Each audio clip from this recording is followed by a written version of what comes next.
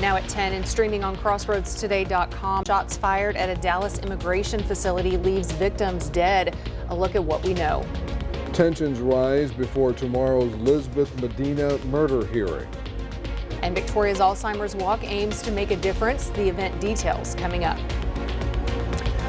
Well, obviously the stormy weather has arrived. It's been rolling around the area. The frontal system isn't quite through yet. We'll be talking about that and what to expect for the rest of the night and the rest of the week. All that in just a moment. And Victoria East and West football prepare for Friday night district clashes this week. We'll highlight both teams' matchups later on. You're watching 25 News now at 10. Good evening and thank you for joining us. I'm Shauna Curry. And I'm Don Brubaker. Time to check on our weather. We're hearing the thunder rumble again, and I certainly hope at least the heavy rain will hold off till we can get home. Well, Matt, can we get a little timeline from you? Do you have an umbrella? In my car, which does me no good. That's what I usually do, but I actually brought mine in. So yes, we do have more showers rolling into the city. Here we are, and this is the last 3 hours, and you can see how the first band made it through, and here's the next one. It's coming right down the highway there from Maquero. We're looking at some heavier storms down south in the Choke Canyon area. The Coleto Creek area, and we're going to be looking at that activity to roll around. So it's not over with just yet. And even after this, there'll be more storms throughout the evening. Tomorrow morning, however, maybe by as early as 9 o'clock, we should start seeing a lot of this stuff moving out of the area. And then we've got some nice weather to talk about. We'll have all that coming up a little bit later on. Back to you. Mike, thank you. The next hearing in the Lisbeth Medina murder trial is scheduled for tomorrow morning. At the Jackson County Courthouse, Rafael Govea Romero, who was indicted on a capital murder charge, is expected to accept a plea deal. Romero is expected to plead guilty to murder and aggravated robbery, both carrying life sentences with the possibility of parole to run at the same time. He also faces a burglary charge with a 20-year sentence that will run consecutively. He could be eligible for parole after about 30 years, though that's not guaranteed. Lisbeth Medina was murdered on December 5th, 2023 in Edna. The attorney for Lisbeth's mother says she plans to read a victim impact statement at tomorrow's hearing before the judge decides whether to accept the plea offer. The hearing is scheduled to start at 10 a.m. A community prayer gathering is planned ahead of Thursday's plea hearing.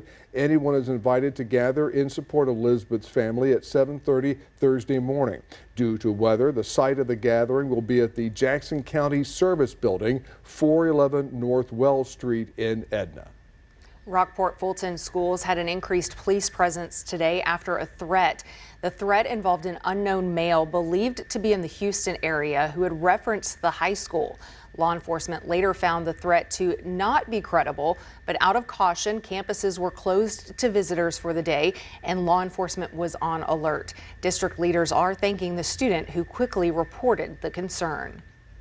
Victoria College is bringing in an inspiring voice for its Lyceum Lecture Series. Roy Juarez Jr. is the author of Homeless by Choice. He will speak on October 1st at 6:30 p.m. Forced into homelessness at 14, Juarez's story is one of resilience. He lived on the streets of San Antonio before mentors helped him turn his life around. He went on to earn a business degree and now travels the country sharing his journey, motivating students and urging educators to lift up students in need. Keep that in mind. Don't stop, because if you stop, you'll never make it on the other side. I don't care if you're crawling, if you're limping, keep pushing forward. And it is okay to stop for a second, to rest, to catch your breath, but get back up and keep moving. And don't stay down for too long. Our darkest moments are the birthplace of our greatest victories. That Lyceum series is open to the public. Juarez says his message is simple: education is a game changer, and with hard work, hope is always possible. Governor Greg Abbott appointed Amy Blanchett to the board of the Calhoun Port Authority. The board oversees operations and development at the Port of Port Lavaca, Point Comfort, including budgets, infrastructure, and industrial projects.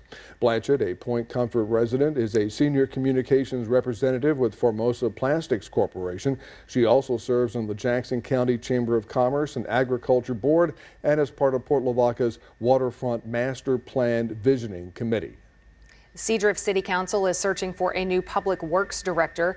For now, Renee Rodriguez with Renee's Water Operations will step in as interim director while the search is underway. City leaders say they are hoping for a smooth transition. Alderman Tracy Johnson says she is eager to get the position filled quickly so operations can keep running without a hitch. Like someone who not only has experience with the water department, but with the streets as well. And because the director is over both of those. And unfortunately in Seadrift, we have streets that may not be perfect, but we're working on them. So I just would love someone who's very well-rounded.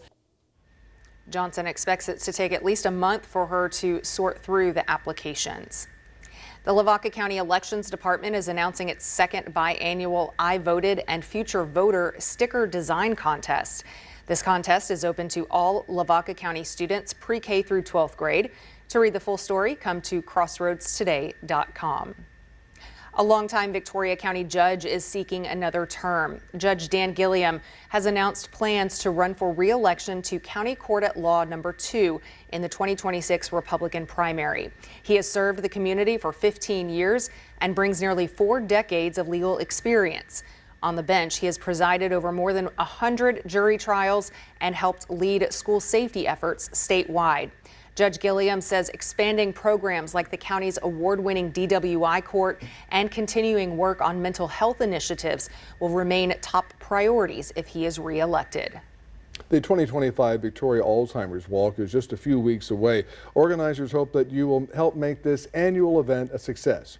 Marissa Ford, manager of Alzheimer's Walk Victoria, says this year's is a 1.75 miles long and will take place in the Texas A&M Victoria campus on Saturday, October 4th. The walk starts at 9 a.m. Shauna Curry, I think I know her, will be the MC again this year. Ford invites everyone to come out and be a part of this historic and important event.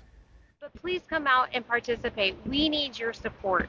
There's so many new resources and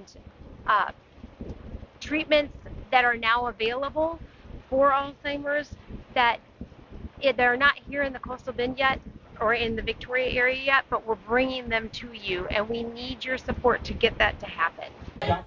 Ford says that the goal this year is to raise $70,000 to be used locally for Alzheimer's research, education, and resources. Ford says they are at about 50% of their goal, and she hopes that the walk will be able to reach this year's goal. Here's your viewer poll tonight. Have you or a loved one ever taken part in an Alzheimer's awareness event? The vast majority of our voters say, no, I've never participated. That's at 80%, while 19% said, yes, I have participated. Let's hear from the viewers. Anita from Victoria says, quote, my dad had Alzheimer's, so my mom also participated in the walk. Thank you, Anita. We want to hear from you. Visit crossroadstoday.com/vote to take part, and we thank you for voting. The De Leon Club of Victoria is inviting the community to celebrate National Hispanic Heritage Month. The annual Hispanic Heritage Celebration takes place tomorrow night at Texas A&M Victoria. The event begins with hors d'oeuvres at 6:30, followed by entertainment and a program presentation. This year's honorees include Joe Garcia, Amanda Martinez, and Commissioner Danny Garcia. At least one person has died and 2 injured after a shooting at a U.S. Immigration and Customs Enforcement field office in Dallas. Authorities say the gunman is also dead from a self-inflicted shot. Ivan Rodriguez reports. Right behind me is the ICE facility where the deadly shooting took place earlier this morning.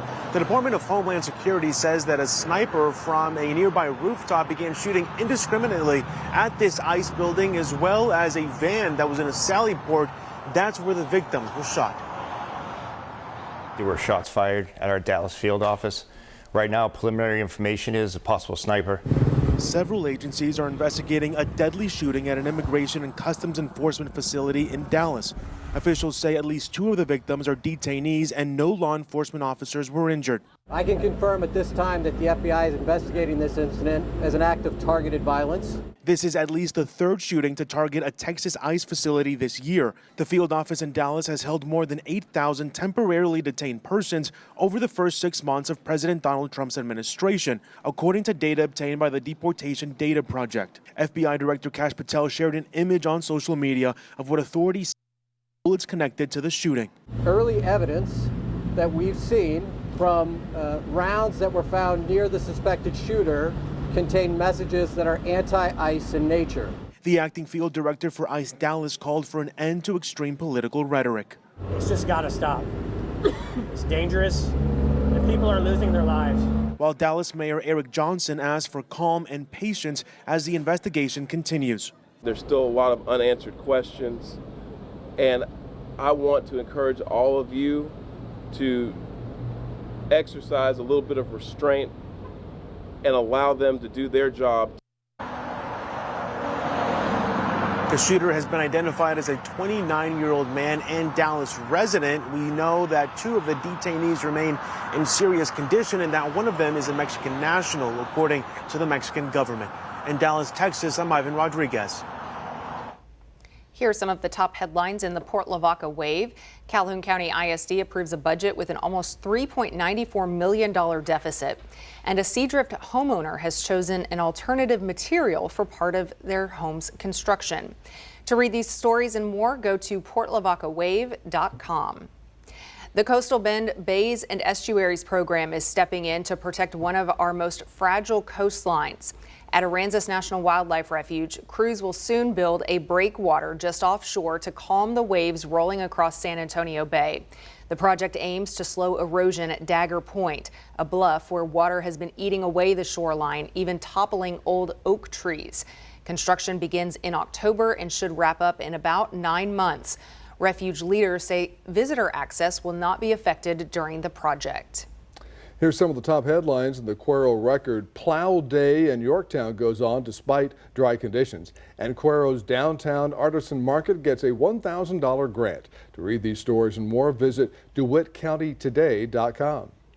Remember to subscribe to our YouTube channel, Crossroads Today. Hit the like button and click the notification bell. Stay with us. Coming up on 25 News Now at 10, TikTok's fate gets decided as President Trump takes action on Thursday. How the outcome will impact users. Also ahead, a common childhood treatment carries an unexpected consequence, what the study reveals after the break.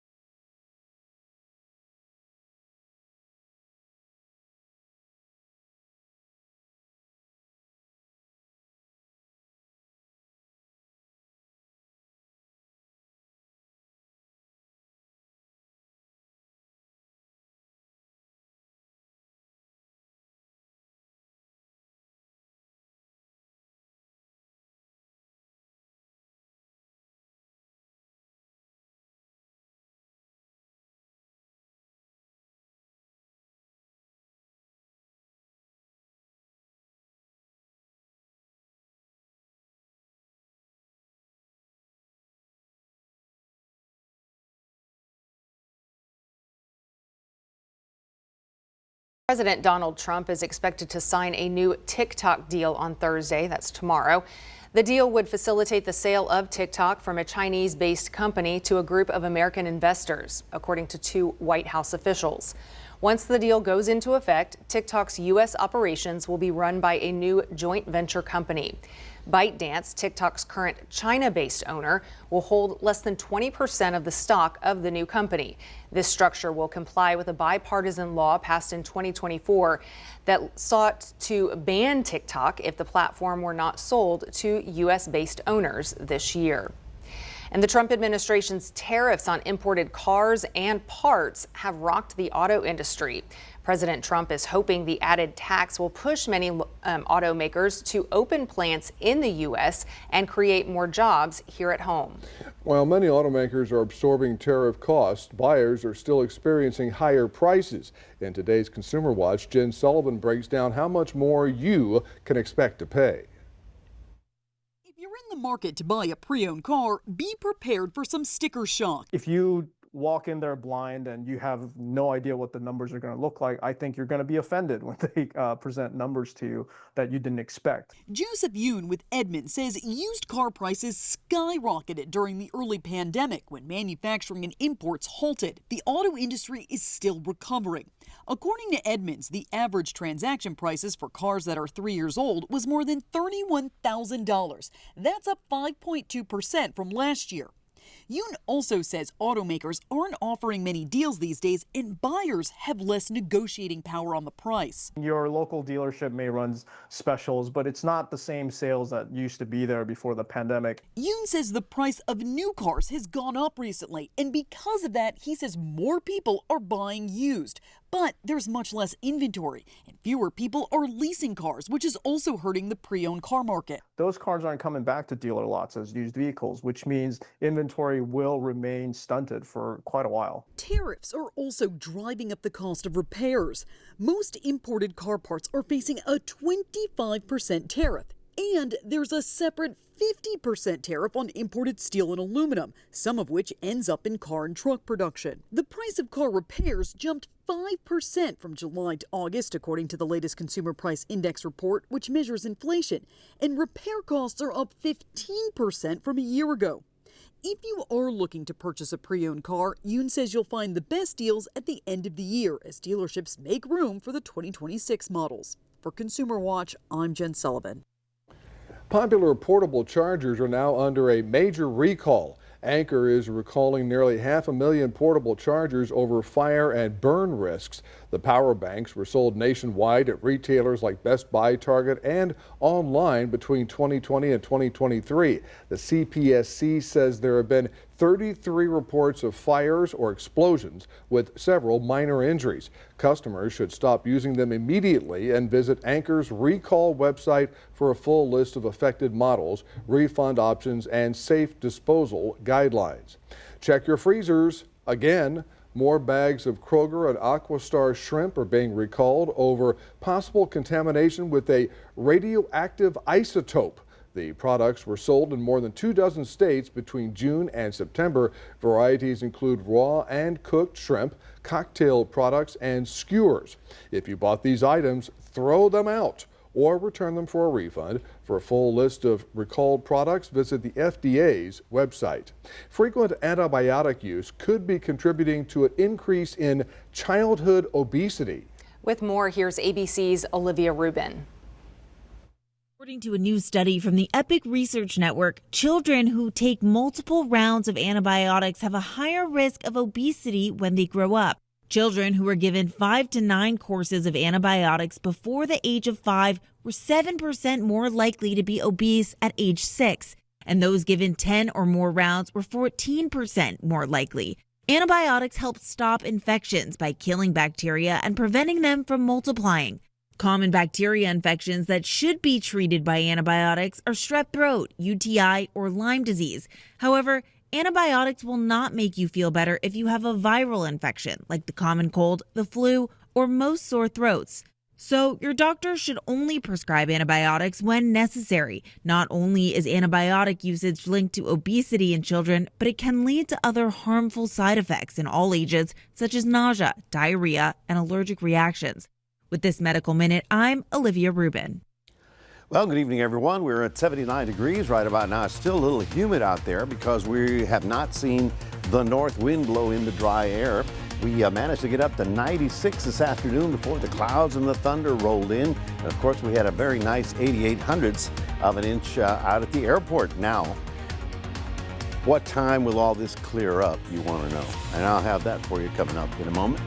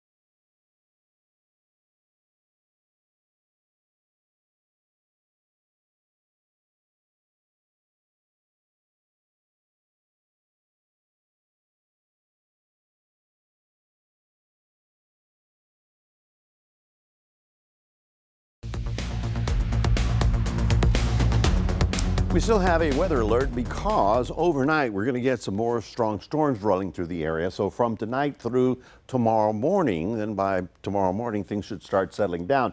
But we still could see 2 to 4 inches of rain, and I think that has verified because we've seen the rainfall and possible winds 50 miles an hour in some of this thunderstorm activity. The front is just to the north of us. Austin and Waco, they're getting a nice northerly breeze. It's just not into our area just yet, but this should pass through our area, and by tomorrow morning it will start pushing down toward the Brownsville area. Let's take a look at where the rainfall is. Now, here is the last 3 hours. There's 7, 8 o'clock, 9 o'clock, 10 o'clock. Let's see, we're right here. So as soon as we leave the building, it should start raining, Don. You know, we've got showers around the city right about now. So you'll hear thunder and maybe a little lightning, although this stuff does not have any hail in it, which I just checked on. This one down here in the Tilden area, of course, it's pretty much ranch country. That one's a little bit stronger, and that one is reporting some hail in it. So you can see how the whole thing is dropping southward. Now, rainfall totals. Here's where we've what we like to call it verify. So 2 to 4 inches. So we need some purples. Yes, we got purples right about there. That's probably 3 to 4 inches right there, and up here as well, down in Matagorda County as well, even down toward Calhoun County. Even Goliad's got 2 to 3 inches. So I think it verified in terms of rainfall. But what time does this leave? We'll have that on your forecast in a moment.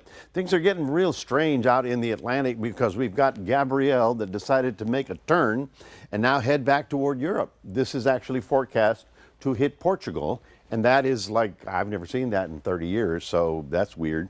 Number 2, we've got Umberto here is going to get close, cause a lot of mess up here, but this one is Imelda, and Imelda is going to clip the Carolinas, probably much of the northeastern states as well, and I hope that they're paying attention because that is coming at them in about 5 days. Narda is an interesting storm. Sorry. I went too far. Narda is going out into the Pacific and then will turn around and fall apart. But it's the moisture from Narda that we're going to have to watch. Now here's Future Tracker. We start off at 10 o'clock tonight. You see how it moves down to about midnight. And then we go to 1 a.m. We still have showers in the area. 2 a.m. still have showers down south. In the sunrise moments, we're going to pick it up a little bit in the activity, but by noon on Thursday, you can see how the bulk of that stuff moves farther south. That's because we're going to pick up that nice dry wind, and the rest of the week's going to look very nice. You're going to like it. I'm pretty sure you'll like it. I know you'll like it. Will you love it? Will it be, fall and all that stuff? I think it's closer than we've been in a long time. Thunderstorms in the morning in Port Lavaca, then clearing after lunchtime. Then you'll see a pretty nice evening there. In Cuero, you're going to get up with some clouds and some showers, but that should clear up even a little earlier because it's inland, and the rest of the day should be pretty good. So 7-day forecast, you've got shower activity the early half of the day. The latter half of the day is going to be clearing and very nice. And then beautiful weather for Friday, Saturday, Sunday. Sunny, mild days. Yeah, they'll be 90 degrees, but low humidity is going to be very comfortable. Overnight lows getting down to the 60s once again. That's your 7-day forecast. Reminding everybody we do have a QR code. Love for you to scan that. Put Crossroads a day on your phone. And now it's time for sports with Maxwell. Over to you. All right, thanks, Mac. And after the break, we're going to look at how the Cuero Gobblers are going to feel battling the Belton Tigers in non-district matchup here for Week 5. I'll tell you that matchup coming up next.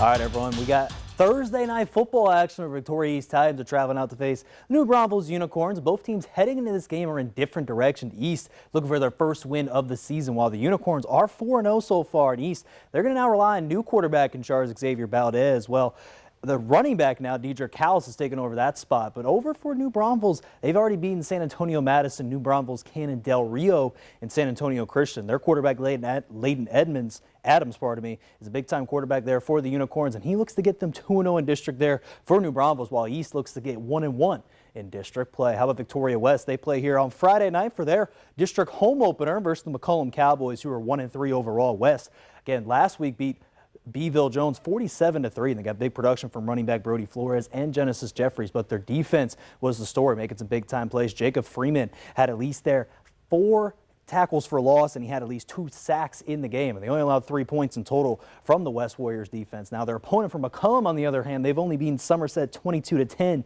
in week 2, and they've lost South San Antonio, Floresville, and Corpus Christi Way, and West is favored for this game. They look to stay undefeated for their overall record. Now over to 4A, where the current number 7 ranked Cuero Gobblers in 4A Division 2. They're hosting their homecoming game this Friday versus 5A team in the Belton Tigers, and Cuero has been very impressive so far this year. They've been Columbus, Lavernia, Yoakum, and Miller, but we always talk about that connection with Jackson Murray and Walker Dietz, but there's other offensive stars to keep in mind as well. Jordan Jones, wide receiver, is an underrated player for the Gobblers, and their running back Melo Perez has stood out as well for this season. Now for Belton, on the other hand, they're 2-2. They've had wins over Pflugerville Hendrickson and Georgetown, and then they lost to Georgetown East, View, and San Angelo Central. So last year, though, this game was only decided by 2 points when Cuero won this game 40-38. So we're going to see if this one's a little bit closer there for Friday night action for the Gobblers. Now over to this week's viewer poll. We're asked, who do you think is going to be the standout player there for week 5? And the options we had were Victoria West running back Brody Flores, El Campo running back Joseph Soto,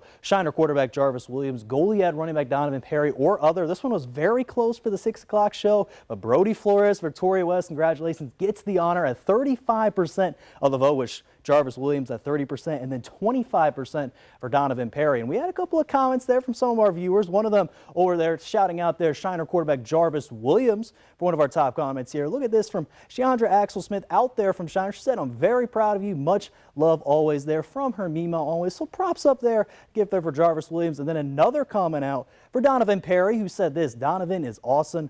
Always known he's got talent since he was at Allo Elementary in the after-school program out there in Victoria." So props up to both of those athletes. They're going to be huge going the rest of the way for their teams. Now from action to some golf action, where we had Victoria East and West girls golf teams played in scramble play with Incarnate Word and Corpus Christi Veterans Memorial. Victoria East girls black team won, competing with a 13 under par, while East Gold team was second best with a 1 under par. Now for the West Red team and other teams, they are 2 over par to finish up. So they're going to have some different scores to keep an eye on for both teams finishing up the rest of the way. And finally here, just going to get a score update here for this matchup. The Houston Astros are looking here, trying to get into the playoffs. They're currently down against the Oakland Athletics here. And again, they got to win a couple of games here, Don, if they want to get into the playoffs, because the Mariners last week, they officially got into it. It's 4-0 as we see. So, Don, they're going to have to turn it around. If they want to kind of get to the playoffs, they got to win these games. They want to get that last spot in the AL wildcard.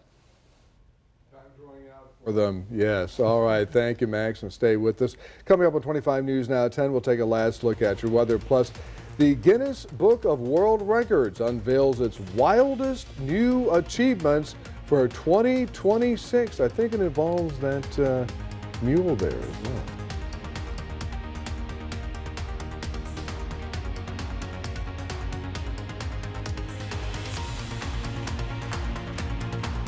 I'm staying up all night tonight, and so should you. Well, I'm glad to have you back in the United States of America. Were you told that I left? Well, I was told you were sent to a Russian gulag, but luckily, you're back.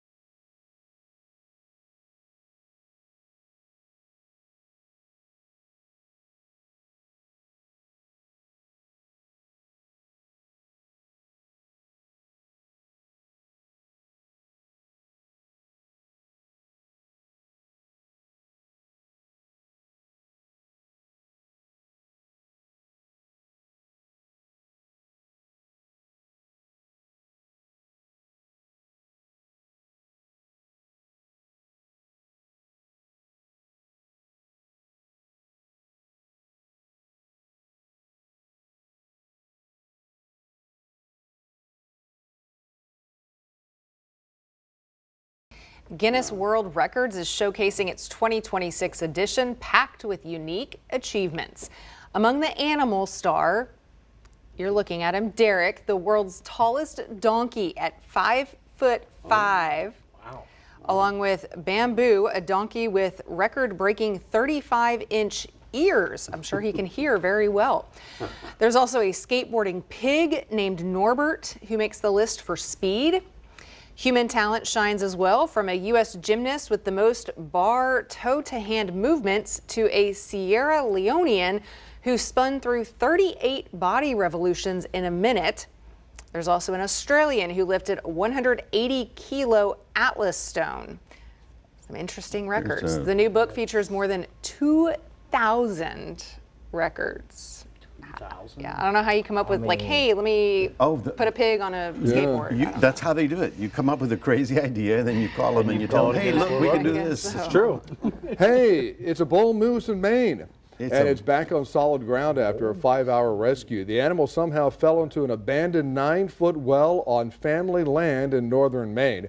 Wardens and a wildlife biologist sedated the moose, strapped it up, and used an excavator to lift it to safety. Neighbors watched as the giant animal was gingerly pulled from the hole. After waking up, the moose trotted off into the woods, seemingly no worse for the wear. Yes, I didn't know they used ginger for that. I thought it was just a spice. Well, tell us about what we're going to be coming up with here in the next, let's see, how about 12 hours? You know, some people have dogs that really don't like lightning, and this is one of the nights when you got to put them, you know, in the closet or something, because we're going to have isolated thunderstorms sort of rolling around the area through the night. Tomorrow morning, okay, for us leaving now, we're probably going to see a little rain. Tomorrow morning, the rain will start to decrease. I think by 9 o'clock, basically, here in the city, it'll start pulling away. And by noon tomorrow, should be very nice weather. And then we've got a spectacular looking Friday, Saturday, Sunday combination with cool nights and low humidities and sunny, mild days. So it's worth the rain. Looking forward to that for sure. Well, time to get your butter and bibs ready, because tomorrow is National Lobster Day.